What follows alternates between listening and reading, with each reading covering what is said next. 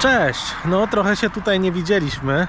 2 miesiące minęły od ostatniego vloga, prawie 2 miesiące. Zapuściłem się trochę w tym czasie. Muszę wam się przyznać, waga poszła do góry i nie chciałem odpalać vlogów w momencie, kiedy cały czas coś jest przede mną, cały czas coś planuję. Chciałem wyjść już do was z wynikiem i właśnie to robię. Muszę się wam czymś pochwalić. Swoją drogą wybrałem się na spacer po lesie. Dawno już po lesie nie spacerowałem w ogóle dawno, ale teraz liczę treningi, liczę kalorie i zrobiłem sobie całą aplikację do kontrolowania zdrowia. W planach było, żebym wam ją pokazał, ale po drodze rozładował mi się telefon i zostawiłem go w aucie, ale jeszcze na pewno będzie okazja. I tak to jest, że każdy ma jakieś tam swoje motywacje przy zrzucaniu kilogramów.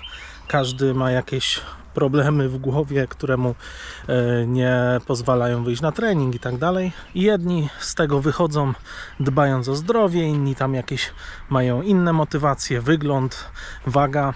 A ja nie mogłem z tego wyjść. Cały czas siedziałem w domu i nie potrafię tego opisać, co się w mojej głowie działo, no ale po prostu czułem tak, jakbym nie miał zupełnie motywacji, nie chciało mi się w ogóle ruszać, wychodzić z domu. I tkwiłem w złych nawykach, złej diecie i braku ruchu.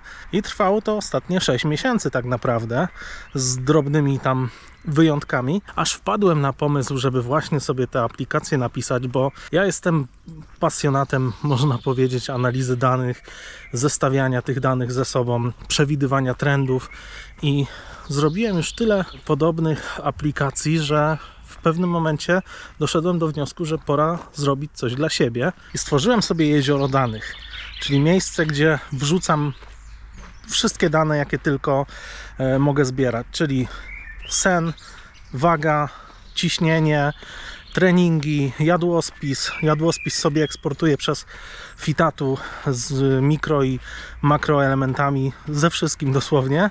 Wszystko to wlatuje do jeziora danych i z tego jeziora sobie pobieram tylko dane, które chcę sobie analizować. A co najfajniejsze, dane te można analizować krzyżowo, czyli jak na przykład dodam jakąś notatkę, że nie jestem wyspany, to mogę połączyć to z danymi ze snu ostatniej nocy, a to znowuż mogę połączyć z moim jadłospisem z dnia poprzedniego. Daje mi to tyle frajdy, że nie wiem, czy jest taki drugi jak ja, ale bardziej mam motywację do tego, żeby nie zjeść jakichś fast foodów, czy nie napić się browara na wieczór. Nie dlatego, że będę się gorzej czuł jutro, czy po prostu wpłynie to źle na moje zdrowie, tylko dlatego, że wiem, że na przykład po fast foodzie skoczy mi sód, wzrośnie mi ciśnienie i dążę do tych zdrowych, niskich wartości i cały czas analizuję, co jak wpływa na te parametry. No powiem wam, że zabawę mam z tym niesamowitą. Co lepsze, znajomy od jakichś 2 lat wysyła mnie na badania krwi. Pozdro, Karol. No i nie udało mu się to. Udało się właśnie tej mojej zajawce. Już 3 dni po tym, jak zacząłem tam te dane wprowadzać, doszedłem do wniosku, że trzeba te dane uzupełnić o badania krwi i moczu w tym przypadku. I na drugi dzień już byłem umówiony do lekarza, już urlop w pracy wzięty, badania zrobione, wyniki wprowadzone, analiza zrobiona. No i stąd chyba też ten mój optymizm i uśmiech trochę, bo obawiałem się tych badań. No wiecie, to już będzie, myślę, z 15 lat niezdrowego życia. Ciśnienie jest podwyższone, co już od dłuższego czasu leczę, ale obawiałem się o wątrobę, o nerki, tarczycę, cukier, ale poza delikatnie podwyższonym cukrem tam nic takiego złego nie ma. No, oczywiście jest kilka wartości, które są na granicach, ale jestem zdrowy i z tego się cieszę, bo naprawdę tak przypuszczenia były różne. No i nadszedł moment, kiedy zacząłem się zastanawiać, co mogę poprawić w takim swoim codziennym życiu. Wiadomo, że trzeba dodać treningi i obciąć kalorie, bo jak zacząłem mierzyć kalorie, a jeszcze ich nie ograniczać, no to tak 4,5 tysiąca dziennie to na spokojnie. I do tego 2-3 tysiące kroków dziennie. Także wyniki bardzo skrajne. Ale część z tych danych, z jeziora danych moich wrzuciłem do LLM-a do głębokiego rozumowania z taką ogólną prośbą o wskazówki. No i co mnie bardzo zaskoczyło, poza takimi rzeczywistymi rzeczami, dowiedziałem się, że warto się rozciągać. Myślałem do tej pory, że rozciąganie to ma funkcję poprawy tylko i wyłącznie stanu układu kostno-ruchowego, a okazuje się, że nie. Okazuje się, że bardzo dobrze też działa na układ sercowo-naczyniowy i dodając rozciąganie do treningów można uzyskać szybsze spadki tętna po wysiłku, powrotu tego tętna do normy. No i o wiele łatwiej jest też dojść do poprawnego ciśnienia krwi. Więc ja z nową energią naprawdę wchodzę w zdrowy tryb życia, co by to nie mówić. Ten najcięższy okres mam już za sobą, czyli ten pierwszy tydzień, kiedy ciągnie do jedzenia, nie chce się po prostu nic. To już mam za sobą. Teraz już, jak widać, zaczynam wychodzić z domu i mówiłem wam na shortsach, że wrzucę pierwszego vloga dopiero kiedy zejdę do 125 kg, czyli do wagi, z którą tak naprawdę kończyłem ostatnie vlogi, ale ta zajawka do mnie wróciła szybciej i mimo, że jest na razie 128, to musiałem się dzisiaj odpalić i wam o tym poopowiadać. Chciałbym już bardzo wrócić do biegania. Marzy mi się to, szczerze mówiąc, ale jeszcze mój organizm nie jest na to gotowy.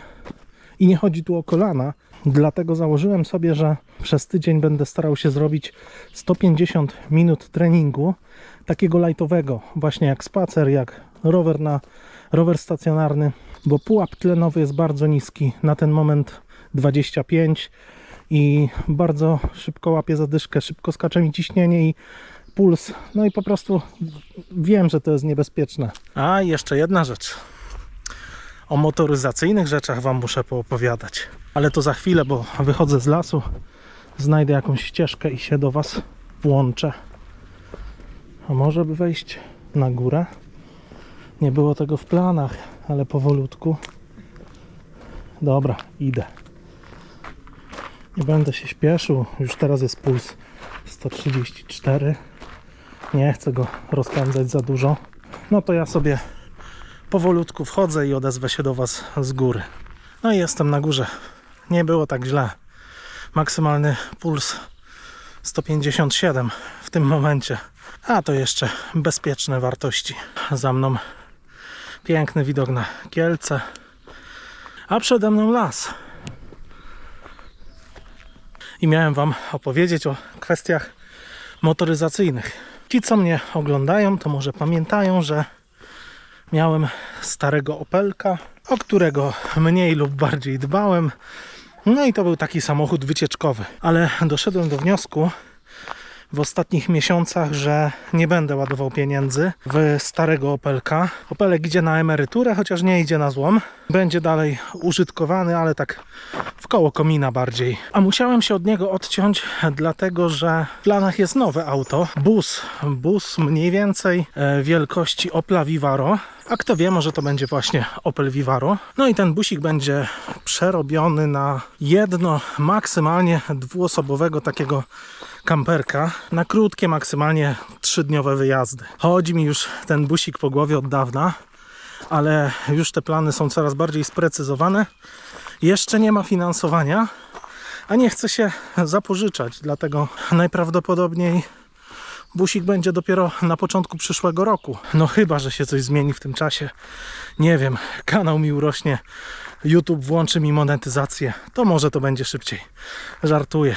Realnie patrząc, początek przyszłego roku. Ale poza tym jest jeszcze jeden Opelek. Opelek nowszy. I to on będzie służył do wyjazdów jeszcze w tym roku.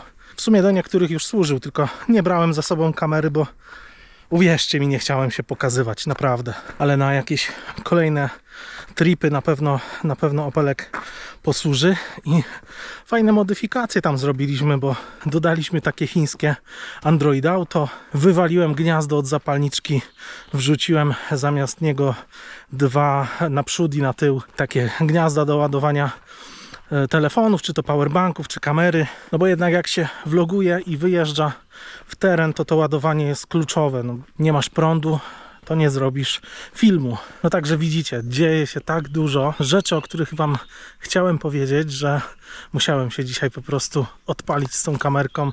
Na trening bym poszedł i tak, bo już miałem go zaplanowanego, ale kamera była daleko schowana, rozładowana. W ogóle tą kamerę to ze 3 albo 4 razy ładowałem w okresie tych kilku miesięcy z myślą taką jak dziś, że może by jednak wyjść i coś nagrać, ale nigdy się to nie realizowało. No cóż, czasem człowiek po prostu łapie taką negatywną energię i potrzebny jest silny bodziec, żeby z tego wyjść. Czasem pomoże ktoś z zewnątrz, a czasem sobie samemu trzeba w głowie poukładać. No mi ten pomysł na aplikację, ta analiza dała bardzo dużo i to nie będzie oczywiście jakiś tam bodziec, który mnie będzie utrzymywał w tych postanowieniach przez dłuższy czas, ale ważny jest ten pierwszy krok. No i jak ktoś nie był kiedyś w podobnym stanie, z podobnymi problemami jakimiś tam zdrowotnymi, czy z otyłością już dość dużą, z którą nie za bardzo sobie mógł poradzić, to tego nie zrozumie. I mam nadzieję, że uda mi się utrzymać systematyczność i w moich założeniach, no i we vlogach kolejnych, żeby chociaż raz w tygodniu się do was odezwać. A w ogóle, o czym ja wam nie powiedziałem, ale to powiem wam za tydzień, bo za tydzień będzie rozstrzygnięcie, że tak powiem. Nie będę się chwalił, bo jeszcze zapeszę wcześniej, ale podjąłem taką decyzję, że jak się to uda, no to będzie największy krok, jaki zrobiłem od, myślę, 5 lat w takim moim samorozwoju, dyscyplinie, ale to tak jak mówię, poczekajmy jeszcze ten tydzień, bo nie chcę się później rakiem wycofywać.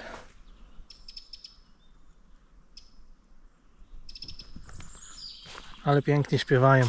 A tak wracając jeszcze do tej mojej aplikacji, mogę z niej wyciągać bardzo dużo różnych informacji i generować w Lookerze raporty. No i tak się właśnie zastanawiam, może ogląda mnie ktoś techniczny trochę bardziej, czy są takie systemy w Polsce wymiany informacji o pacjencie, z których by korzystały przychodnie i na przykład dzieliłyby się tymi informacjami, powiedzmy, ze szpitalem, gdybym tam kiedyś trafił do szpitala, bo mogę bez problemu wygenerować raporty, które będą pokazywały moje bieżące parametry, które tam wprowadzam, na przykład, nie wiem, zmianę wagi, tkanki tłuszczowej, no to podstawy, ale też dane związane z ciśnieniem, z moją dietą, odżywianiem. No i teraz marzeniem dla mnie się wydaje znaleźć jakiegoś lekarza, który by z tego mógł i umiał korzystać. Na przykład wyobraźmy sobie, że dzwonię do lekarza, że chcę się umówić na wizytę w związku z tym, że chcę skontrolować tam, powiedzmy, swoją krew za pół roku i zrobić po prostu z tym lekarzem przegląd swoich parametrów, zastanowić się, czy nie są potrzebne jakieś dodatkowe badania. Tak jak na przykład teraz w związku z leczeniem nadciśnienia dostałem skierowanie na badanie do okulisty, badanie dna oka. Tak po prostu, żeby sprawdzić, czy wszystko jest ok, bo nadciśnienie niszczy różne narządy. No i zbierając te dane do analizy dla siebie, mam z tego jakąś tam korzyść, bo trochę się motywuję do tego, wiadomo, mam jakiś obraz swojego zdrowia, ale chciałbym, żeby to było dostępne też dla moich lekarzy. Ja wiem, mam skłonność do tego, żeby często wychodzić przed szereg i wymyślać coś, co jeszcze jest niewymyślone i nie chce być wymyślone, ale kurczę, to są możliwości XXI wieku, tylko trochę doświadczenia i chęci tak naprawdę. No i jeśli na przykład w przyszłości pojawiłaby się taka sytuacja, że dzięki tym moim danym zbieranym już od, powiedzmy, lat dałoby się przewidzieć jakąś chorobę, która może być przede mną,